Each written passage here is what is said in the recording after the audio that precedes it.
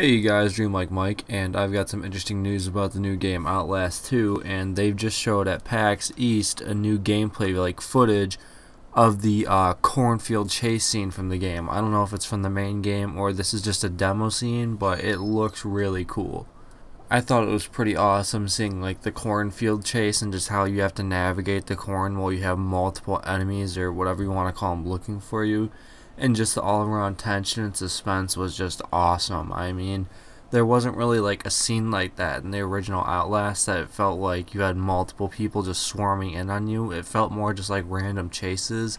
So I think this game has a really good chance of being like up there with all the survival horror games that are out now. The original Outlast game was one of my favorite games of 2013. I mean, just the way they did it was awesome. I really liked the idea of not being able to fight and more just having to like run and hide, which a lot of games do this, but the way Outlast did it I felt was a little different because they had more hiding elements rather than just running and kind of crouching behind a box or something like that. You could like go under beds and the monsters would actually search in these items or whatever you want to call them, variants.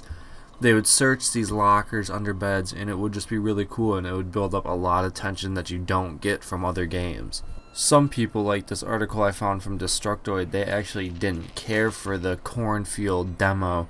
They said that the later parts of the demo that they didn't show were actually better, but they thought that the cornfield part was very linear because instead of hiding around like most of the gameplay shows, they say that you could just run straight to the end. But I mean, he's pretty much describing a speed run, so I don't really think that counts. I mean, yeah, you can speed run any game. I mean, like I said in an earlier video, Fallout New Vegas was beaten in 20 minutes. I mean, are you gonna count that against the game because one person used glitches to beat it in 20 minutes? I mean, no.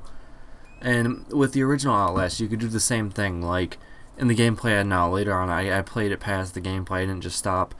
And I was just playing the part with the fuse box, and I literally just ran to each part of the fuse box while the monster was chasing me and then went back. So I mean, it's not like it's not in the original game. It's any horror game. You can pretty much just run past it, do the objective, and that's pretty much it. I mean, even Amnesia, you can pretty much do that, besides certain parts. Though I do expect this Outlast to be a little bit more open, seeing how you're not in like a claustrophobic building, you're in like the country kind of. And this is really cool to me because I think it's like Hicktown kind of thing. I don't know, like Hicktown kind of vibe, whatever you want to call it. And it just seems really cool. It's like Children of the Corn. It's like a 70s movie almost, like a 70s horror movie. Texas Chainsaw, all that good stuff, just like thrown into one town. And it's like everything's just chasing you. I mean, even like the trailers where like he pulls up the camera and you see all the eyes, it's just like, it just creeps the fuck out of you. And I don't know, I just think it's awesome, and I'm really excited for this new Outlast game. I think they can really do a lot with it. I mean, like I said, I really do hope that they get a little less linear, because these games are pretty much designed to be linear. There's really no other way to do it. But I'm kind of hoping that there's more open, like, town chase scenes that, I don't know. And I kind of hope that they have, like, a randomized system, so, I mean, I beat Outlast once, but then the second time I knew where everything was, so I could pretty much just run past the dumb monsters and get to it and beat the game in like 2 hours, rather than like, I don't know what my original run through the game was. I think it was something around 4 or 5. So I mean, yeah, I think that they should have kind of a randomized system for these little events so that it's not the same every time you play it. And also what I noticed when I was playing this today and like recording the gameplay that you'll see now is that the religious vibes in the original Outlast, they're pretty heavy, and I think it's going to have a lot to do with the father guy that you see in the beginning and pretty much most of the game, the one that shuts off the power. I think there's going to be a huge connection between the two and the wall runner, or yeah, the yeah, that's what it's called. I think it's called the wall runner. I don't know what it's called. The Billy guy or whatever, yeah. And I think there's going to be a huge connection to that. I really hope there is, to be honest, because I mean, it's really interesting. I don't think they would just build all that up just to kind of throw it out the window in the next game, but you never know. From what we're seeing right now, it's going to be seeing a fall 2016 release, which is cool. I wasn't expecting a summer release, to be honest, because you see more horror games in the fall.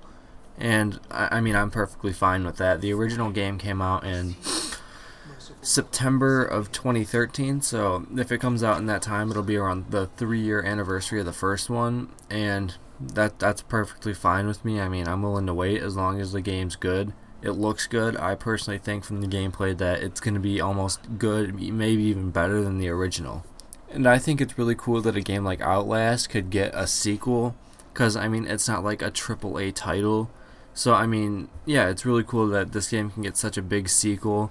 And this also makes me think of Rising Storm 2. I'm really excited for that. But this also gives me hope for a Firewatch 2, even though Camp Santo, the people that made it, said that they probably aren't going to be making a second one or any type of follow-up. But this makes me hope that we get a Firewatch 2 that doesn't have like a M. Night Shyamalan type ending, just a whole build-up for nothing. And I don't know, I just really liked Firewatch. I felt like I had to mention that in this, because, I don't know, they felt similar to me, because first-person game, you're exploring around, and there's, like, kind of a creepy backstory to it, and, I don't know, Outlast ends up having, like, a creepy good ending, and Firewatch just kind of is a big fuck you ending, so I don't know, it could go either way. I really don't think there is going to be a Firewatch 2, but hey, fingers crossed, right? Anyway guys, that's been me, Dream Like Mike. If you have any comments, please leave them down in the comment section. If you like this video, please be sure to leave a like, and if you really like this video, please be sure to subscribe. I really appreciate it. It really helps the channel at this point, and I'll catch you guys later. Have a good one.